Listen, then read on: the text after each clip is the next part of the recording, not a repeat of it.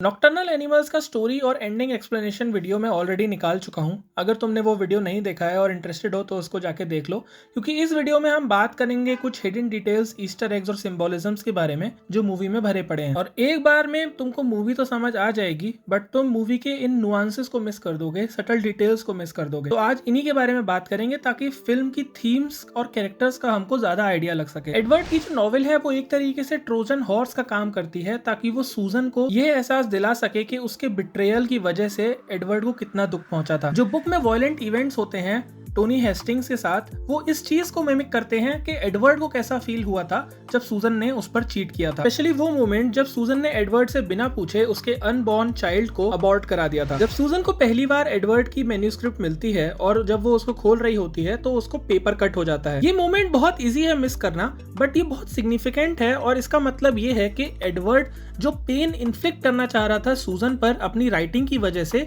वो ऑलरेडी काम कर रहा है, क्योंकि नॉवेल को पढ़ने से पहले ही उसको पेन महसूस हो रहा है। और ये इस चीज की भी फोरशैडोइंग है कि कैसे जब वो नॉवेल को पढ़ेगी तब उसको इमोशनली और मेंटली बहुत ज्यादा गंदा एक्सपीरियंस होने वाला है। मूवी में एक सीन है जिसमें सूजन अपनी आर्ट गैलरी में होती है और एक पेंटिंग पर एग्जैक्ट रिवेंज वर्ड लिखा हुआ दिखाई देता है। अब ये पेंटिंग बहुत अनएक्सपेक्टेडली और विदाउट एक्सप्लेनेशन हमको दिखाई गई है, बट ये हिंट देती है मूवी की ओवरऑल थीम पर, जो कि रिवेंज है जो एडवर्ड सूजन से ले रहा है। बट जब इस सीन का डिस्कशन मूवी फैंस ने किया आपस में, तो बहुत लोगों का ये ओपिनियन था कि this feels like exposition done wrong, क्योंकि कभी भी मूवी में तुम ये चीज खुद से नहीं बताते कि मूवी किसके बारे में है, वो व्यूअर्स को खुद फिगर आउट करना होता है। बट टॉम फोर्ड ने क्लियरली व्यूअर्स को बता दिया कि ये मूवी रिवेंज के बारे में है, जो मुझे तो उतनी कोई सही चीज नहीं लगती। एडवर्ड की नॉवेल के जो कैरेक्टर्स हैं, टोनी हेस्टिंग्स, लॉरा और इंडिया, ये कोई आर्बिट्ररी चॉइसेस नहीं है, ये एडवर्ड की लाइफ के एक्सपीरियंसेस पर बेस्ड हैं। बुक में जो टोनी है वो एडवर्ड को रिप्रेजेंट करता है क्योंकि वो स्वीट और सेंसिटिव है। लॉरा और इंडिया सिंबलाइज करते हैं कि सूजन के एक्शंस की वजह से उसने क्या क्या लूज किया,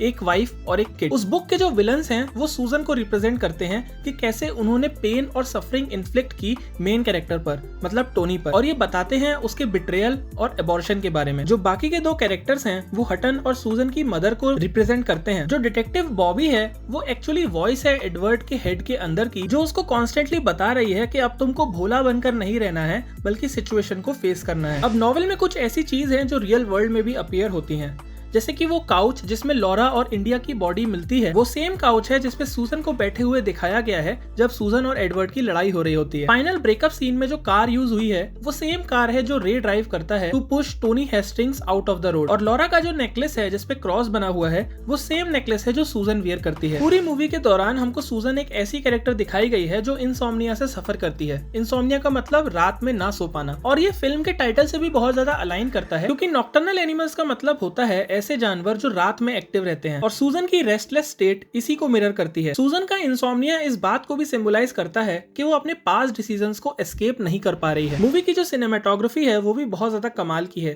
क्योंकि वो एक कंट्रास्ट दिखाती है लाइट और डार्क में थ्रू आउट द फिल्म। सूजन की जो जिंदगी है वो हमेशा डिपिक्ट करी है ब्राइट और स्टेराइल एनवायरमेंट्स में, जहाँ पे सब कुछ बहुत ज्यादा साफ सुथरा और मिनिमलिस्टिक सा लग रहा है, जो उसकी सक्सेस को तो हाईलाइट कर रहा है बट उसके इमोशनल एम्प्टीनेस को भी बता रहा है। और इसके अपोजिट जो टोनी की लाइफ है वो बहुत ज्यादा डार्क और हार्श सेटिंग्स में है, जो उसके दुख को बता रही है। इन चीजों को कॉन्शियसली नोटिस करना बहुत ज्यादा मुश्किल होता है, बट सब कॉन्शियसली तुम्हारा ब्रेन इन चीजों को नोटिस करता है और खुद ही ओपिनियन बनाता है गुड और बैड के बीच में। सूजन का जो करंट हस्बैंड है हटन, उसको अनकेयरिंग और अनफेथफुल दिखाया गया है, और ये वही सेम चीज है जो एडवर्ड फील करता है सूजन के बारे में। और इससे पता लगता है कि कैसे सूजन हमेशा बिट्रेयल और अनहैप्पीनेस को फील करती है, और इस बात को भी बताती है कि इवन दो उसने एडवर्ड को छोड़ दिया हटन के लिए, एक अच्छी लाइफ पाने के लिए, बट स्टिल उसके पास कोई फुलफिलमेंट नहीं है लाइफ में, और हमेशा वो दुखी ही रहेगी। मूवी में बहुत सारे फ्लैशबैक्स दिखाए गए हैं जिसमें हमको सूजन के पास्ट रिलेशनशिप के बारे में पता चलता है, और ये फ्लैशबैक्स इस तरीके से स्ट्रक्चर्ड है मूवी के अंदर कि हमको पता चलता है कि कैसे ये मोमेंट्स सूजन को बहुत ज्यादा हॉन्ट करते हैं,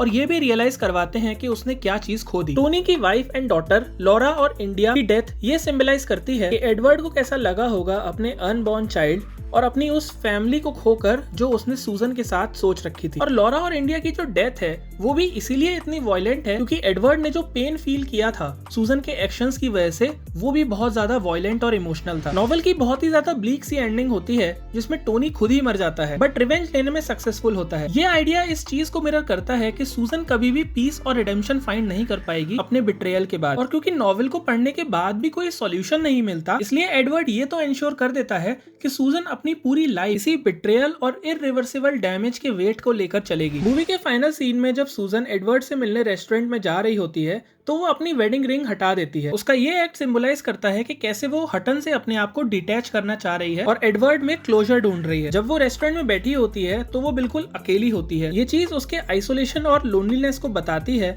और ये बिल्कुल ऑपोजिट है टू द वाइब्रेंट लाइफ जो वो अपनी आर्ट से पोर्ट्रे करती है। सूजन को बुक डेडिकेट करने के बाद उससे रेस्टोरेंट में मिलने ना जाना एडवर्ड के रिवेंज को कंप्लीट करता है। ये मेक श्योर करता है कि सूजन को हमेशा अपने पास्ट डिसीजंस याद रहेंगे लेकिन वो कभी भी उनसे उभर नहीं पाएगी। वो हमेशा इस गिल्ट में रहेगी कि उसने बहुत ज्यादा बुरा किया था एडवर्ड के साथ। और किसी को इमोशनल गिल्ट देना एक स्ट्रॉन्गर तरीका है किसी को फिजिकल पेन देने से। और एडवर्ड मेक श्योर करता है कि वो जितना ज्यादा हो सके उतना ज्यादा पेन सूजन पर इन्फ्लिक्ट करे। मूवी का एसेंस यही है कि कैसे एडवर्ड एक नॉवेल का यूज करता है सूजन से रिवेंज पाने के लिए। अब ये थी इस मूवी की कुछ हिडन डिटेल्स और सिंबोलिज्म्स जो मैंने पहली वीडियो में मिस कर दी थी। अब आई थिंक इस मूवी में और कुछ नहीं बचा है बात करने के लिए। तो अगर तुमको ये वीडियो पसंद आई तो मेरे को कमेंट सेक्शन में बताओ और अगर तुम्हारे पास किसी और वीडियो का भी आइडिया है तो वो भी कमेंट सेक्शन में बताओ, मैं उस पर फिर जरूर वीडियो बनाऊंगा। और अगर तुमने मेरी अभी तक पहली वीडियो नहीं देखी है जिसमें मैंने एंडिंग और स्टोरी को एक्सप्लेन किया है तो उसका लिंक मैं डिस्क्रिप्शन में दे दूंगा, वो जाके देख लो। और फिर मिलते हैं नेक्स्ट वीडियो में।